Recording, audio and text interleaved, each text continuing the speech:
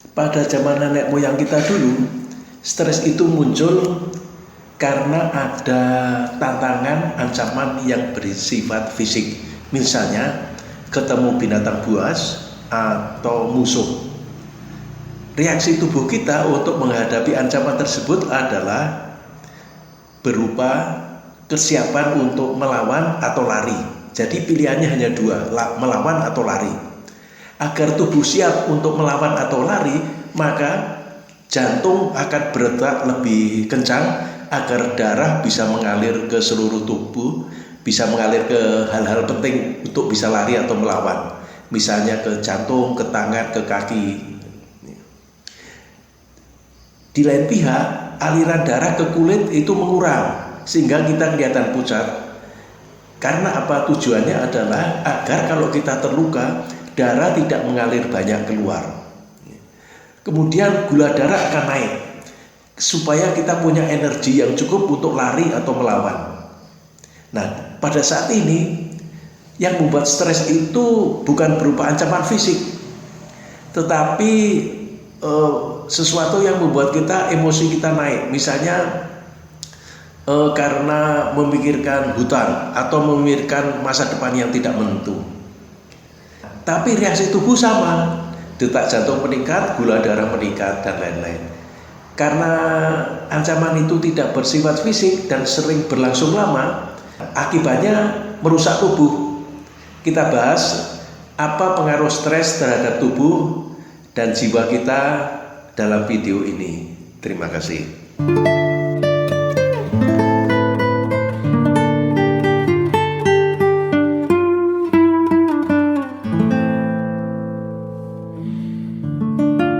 Assalamualaikum warahmatullahi wabarakatuh.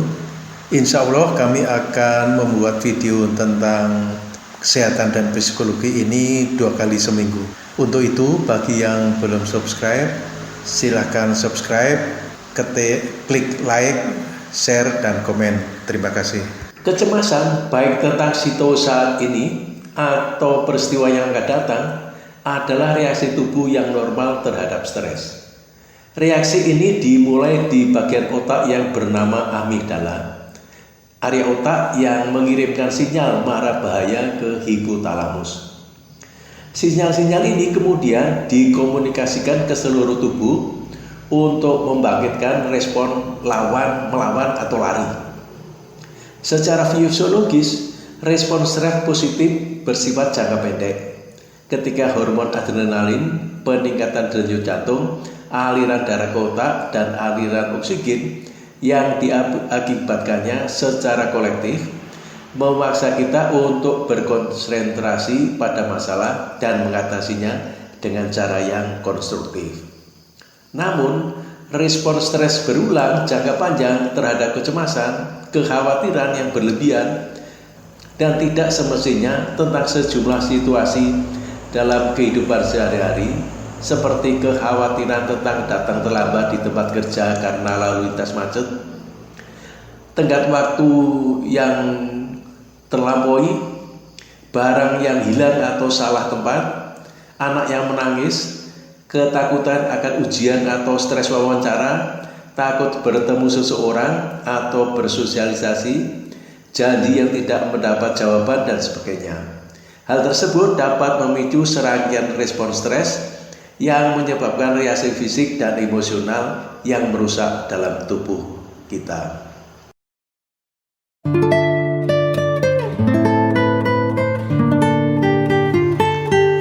Gangguan kecemasan utama meliputi 1.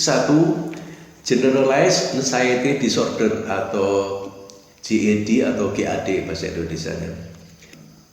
Adalah ketika Anda merasa cemas tentang sebagian besar situasi setiap hari dan tidak dapat mengingat kapan terakhir kali Anda berada dalam kondisi mental yang santai. Keadaan kecemasan ini disebabkan oleh ketidakseimbangan bahan kimia otak yang terlibat dalam pengaturan suasana hati, serotonin, dan noradrenalin seseorang. Kombinasi trauma masa lalu seperti kekerasan, pelecehan, atau intimidasi, kondisi nyeri kronis, atau faktor keturunan antara lainnya.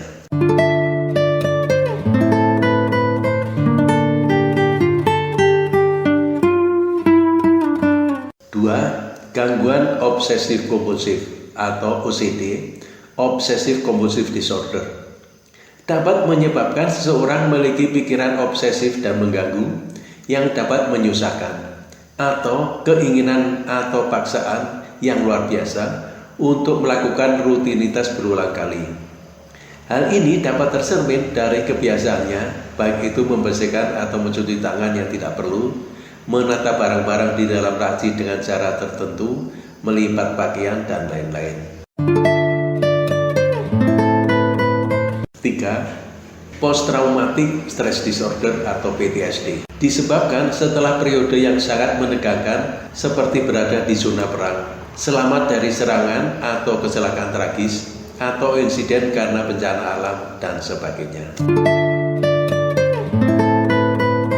4. Fobia, dialami karena rasa takut yang berlebihan dan tidak rasional terhadap suatu makhluk, tempat atau peristiwa, seperti lebah, laba-laba, ketinggian, kegelapan, ruang sempit, api, dan sebagainya.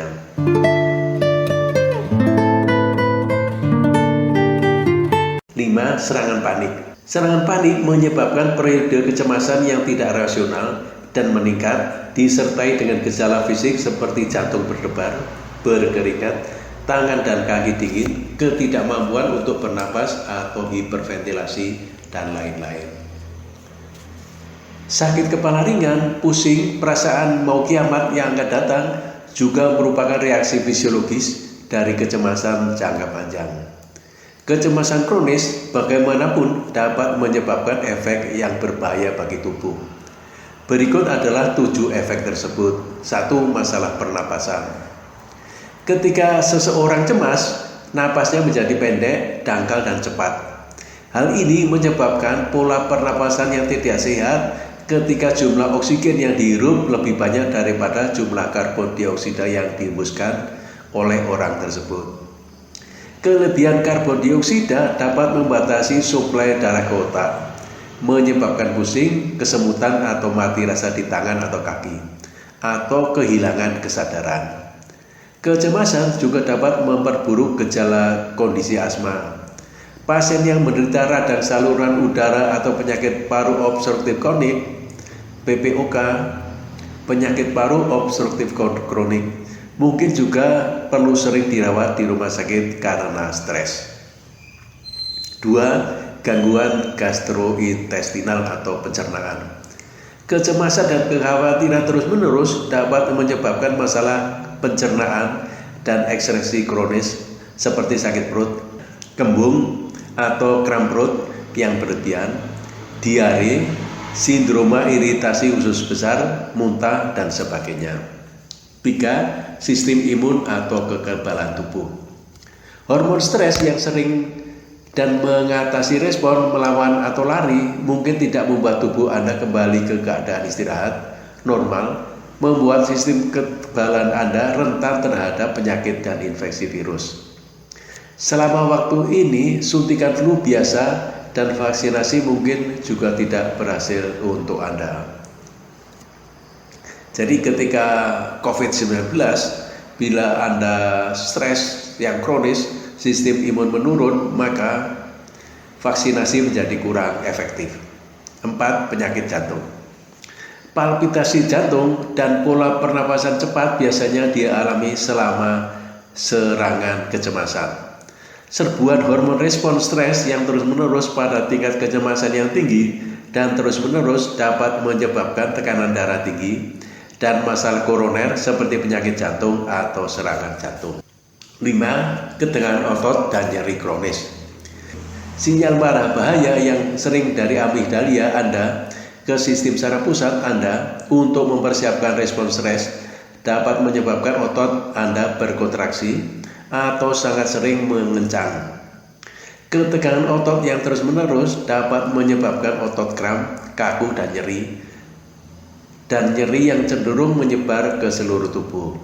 Hal ini dapat mengakibatkan kondisi nyeri kronis seperti nyeri sendi, artritis, fibromialgia, dan sebagainya. 6.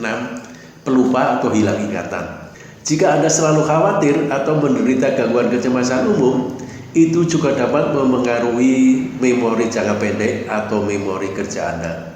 Akibatnya, Anda mungkin mendapat diri Anda sering melakukan kesalahan, melupakan janji penting, dan tidak mampu mengatasi jadwal yang padat.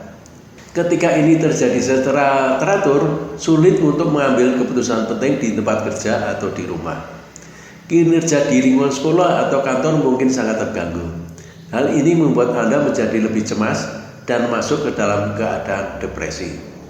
7. Penambahan berat badan. Ketika Anda merasa cemas berulang kali, otak Anda membanjiri tubuh Anda dengan hormon adrenalin dan kortisol. Kondisi seperti ini mendorong Anda untuk mencari makanan yang rasanya manis, yang menenangkan seperti coklat, kue kering atau kue krim, dan minuman bersoda yang mengandung banyak gula. Namun, kenaikan dan penurunan kadar gula darah Anda menyebabkan keinginan terus-menerus untuk makanan asin dan manis lagi. Roller coaster atau naik turun tanpa henti dari tingkat kecemasan yang terus-menerus ini dapat menyebabkan penambahan berat badan dan obesitas. Kecemasan dan depresi adalah dua keadaan energi yang berbeda, yaitu tinggi dan rendah, yang dihubungkan oleh siklus umum ketakutan, perasaan tidak berdaya, kehilangan kendali dalam aktivitas rutin, dan frustasi atau kesedihan. Ketakutan terus-menerus untuk mengecewakan diri sendiri dapat mendorong seseorang untuk menjadi cemas lagi. Gangguan kecemasan yang tidak diobati dapat dengan mudah menyebabkan keadaan depresi.